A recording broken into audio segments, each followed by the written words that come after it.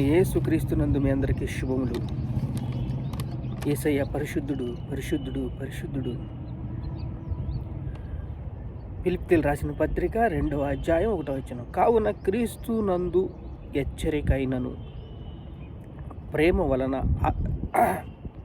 ఆదరణైనను ఆత్మయందు ఏ సహవాసమైనను ఏ దయారసమైనను వాత్సల్యమైనను ఉన్న ఎడల మీరు ఏక మనస్సు లగునట్లు ఏక ప్రేమ కలిగిన ఏక భావం గల వారై ఉండి ఒక దాని యందే మనస్సుంచుచు గురి కలిగి జీవించాలి.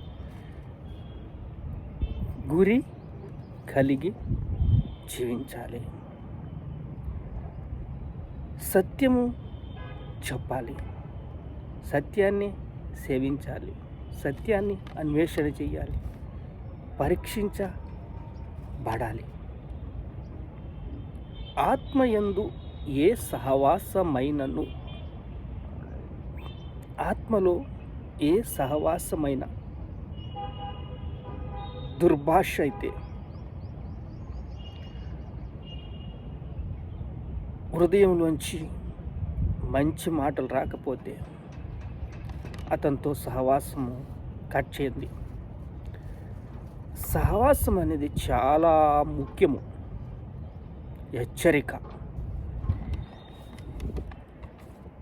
హెచ్చరికలు మనకు వస్తాయి, ఆల్టర్ కాళ్ళు మనకు వస్తాయి. దేవుడి దగ్గర నుంచి కావచ్చు, స్వరం ద్వారా కావచ్చు, దర్శనం ద్వారా కావచ్చు, వాక్యము దైవజనులు వాక్యము చెప్పుచున్నప్పుడు కావచ్చు. ఇలాంటివి వచ్చినప్పుడు జాగ్రత్త పడటం వినయము మనస్సు కలిగిన వారికి తగినది. ఇప్పుడు ప్రేమ వలన ఆదరణ. మీరు ప్రేమ పూర్ణులై ఉండే కొలది మీకు ఆదరణ లభిస్తుంది. ఇతరులని క్షమించే కొలది ఆశీర్వాదం మీకు ఇంక్లూడ్ అవుతుంది. బ్యాంక్ బ్యాలెన్స్ ఎలా పెరుగుతుందో ఆ రకంగా ఆదరణ మీకు పెరుగుతుంది. గడికి పెరుగుతుంది, గంటకి పెరుగుతుంది. ఇతరులను క్షమించే భావం మీకు రావాలంటే పశ్చాత్తాపంలో మీరు స్థావరాన్ని ఏర్పాటు చేసుకోవాలి. మీ యొక్క స్థావరాల్లో స్థిరత్వము కావాలి. దేవుడు ఇచ్చాడని నమ్మాలి.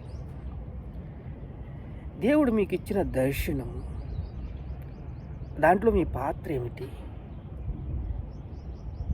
లేని వాటిని ఉన్నట్టుగా పిలిచేవాడే యేసుక్రీస్తు. ఇప్పుడు ఆత్మ మూలముగా కలుగుట హెచ్చరిక. ఆత్మ మూలముగా హెచ్చరికలు కలిగితే చాలా జాగ్రత్త వహించాలి. నేడే రక్షణ దినము. ఆదరణ మీరు పొందుకున్న తర్వాత అనేక మంది అనేక సంవత్సరాలు వాక్యం వింటారు.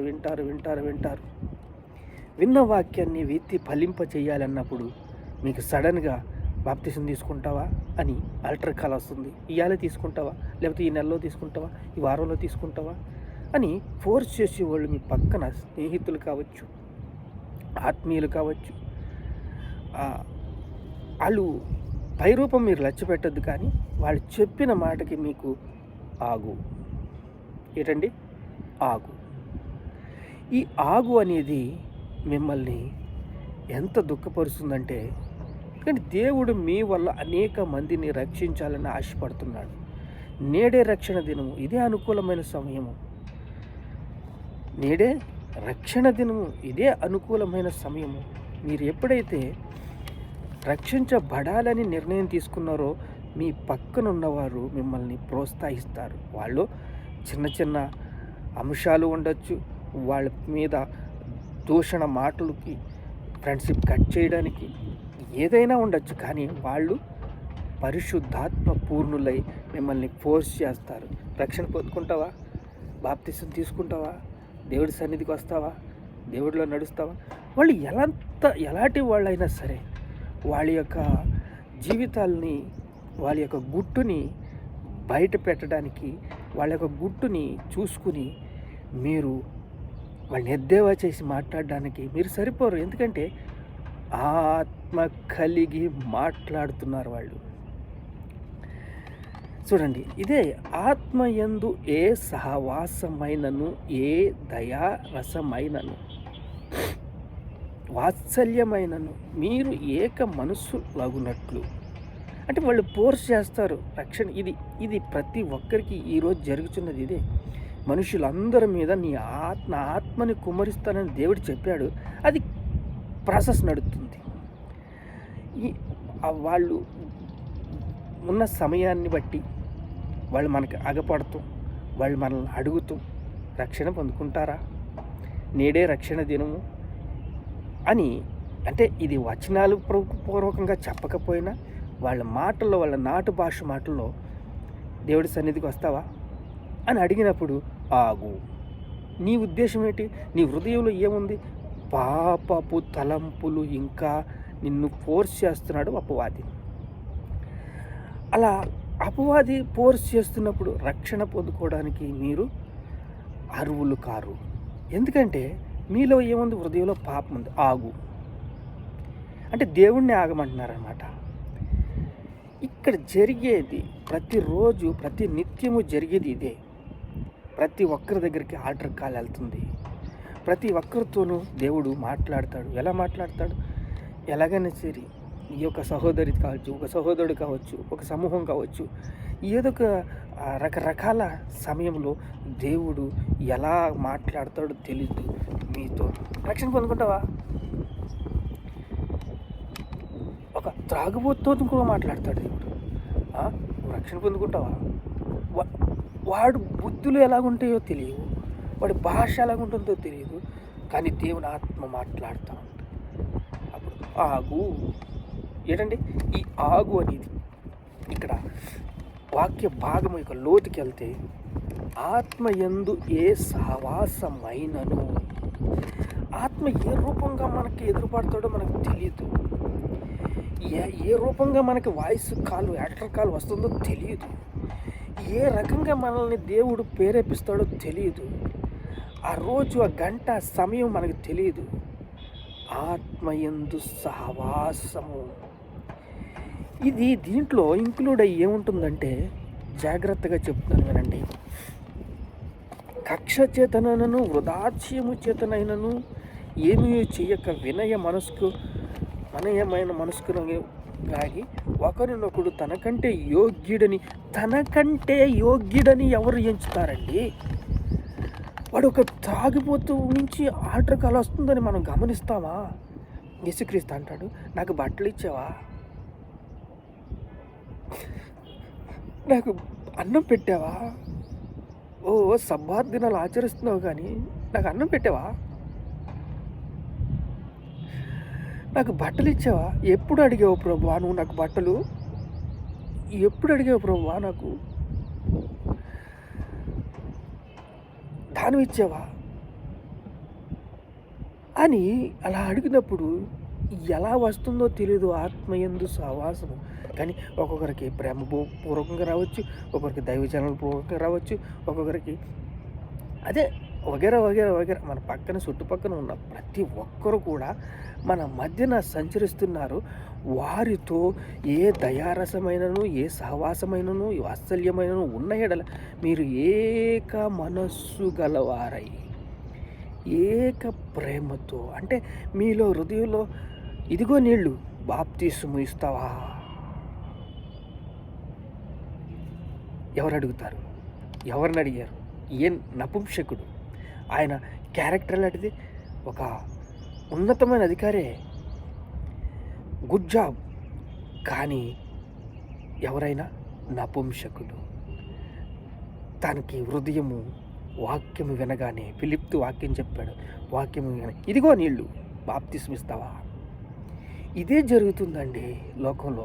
నేను అనేక చోట్లకు వెళ్ళినప్పుడు, అనేక హృదయాల్ని పరీక్షించినప్పుడు, వారిలో బాప్తిస్మం తీసుకోవాలనుకున్నప్పుడు, పాస్టర్లు ఎవరండి, ఆగమ్మా, ఏ ఆగలేకపోతున్నావు ఊరిక. ఇది నేను ఎవరిని కించపరుస్తలేదు, కానీ ఆ యొక్క ముందు జాగ్రత్త లేక, ఆత్మను సంపాదించుకునే మన యొక్క ఆలోచన లేక, ఆయనకున్న బిజీ, ఆయనకున్న సందేశాలు, ఆయనకున్న మీటింగులు, ఆయనకున్న అది వేరు. కానీ ఇక్కడ ఆత్మ ప్రేరేపణ ఎలా ఉంటుందంటే, కానీ ఎవరు పెట్రోల్ బంక్‌లోనే పెట్రోల్ దొరుకుద్ది. చెప్పులు కుట్టేవాడి దగ్గరికి వెళ్తేనే చెప్పులు కుట్టించుకుంటాం. అలా పాస్టర్ గారి దగ్గరికి వెళ్తేనే బాప్టిజం దొరుకుద్ది. అలాగని ఇంకొక పాస్టర్ గారికి అప్పచెప్పు. నీకు బిజీగా ఉన్నావా? నిజమే. ఈ జీవితంలో ఇంకొకసారి మరొక జన్మ ఉంటే లేదు. నువ్వు బిజీగా ఉంటే వేరే ఒకరికి అప్పచెప్పి వాళ్ళతో బాప్తిసం ఇప్పించు. కానీ ఆలస్యం మాత్రం చెయ్యొద్దు.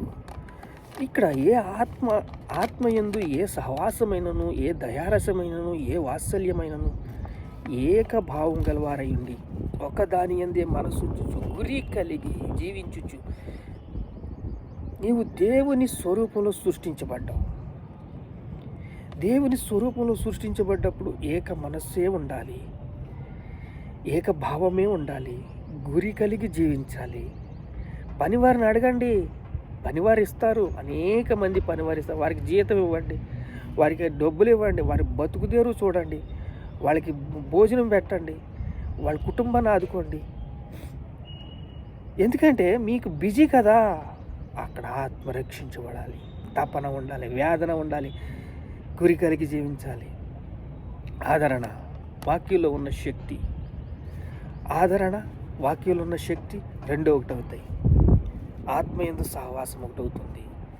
చూడండి, శరీర హిచ్చులు ఈ తొలగిపోతాయి. ఎందుకంటే వాక్యము ఎక్కువ ఒక 3 నెలల 6 నెలల సంవత్సరమైన వాక్యం ఉన్న వాళ్ళకి ఈ తొలగిపోతాయి.